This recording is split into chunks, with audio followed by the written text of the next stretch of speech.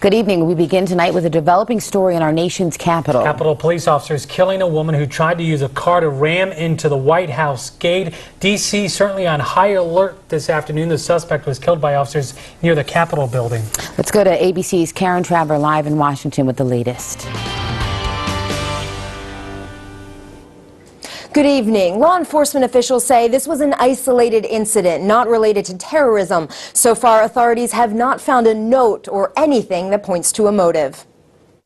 Chaos on Capitol Hill this afternoon. Law enforcement sources say a car chase that started at the White House ended at the U.S. Capitol, and a female suspect is dead. The cops surrounded them and they had their guns drawn. It unfolded pretty quickly. The police arrived, the shots, and then lots more police arrived.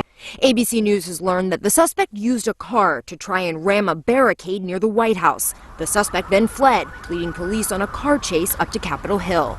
Shots were fired in between the Capitol building and the Senate office buildings, but it's unclear by whom. No weapon was found in the woman's vehicle. There was a child inside, but sources say the child was unharmed. The first reports of gunshots outside the Capitol came in at about 2:30 p.m. Senators Sherrod Brown and Bob Casey described to ABC News what they heard. We thought we heard shots.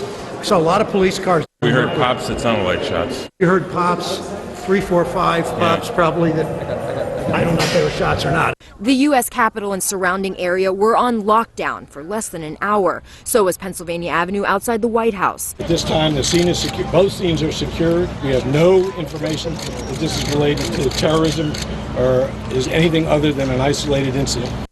There was a traffic injury involving a U.S. Capitol police officer after barricades went up in the area, but no Capitol police officers were shot. Reporting live from Washington, Karen Travers, ABC News. Back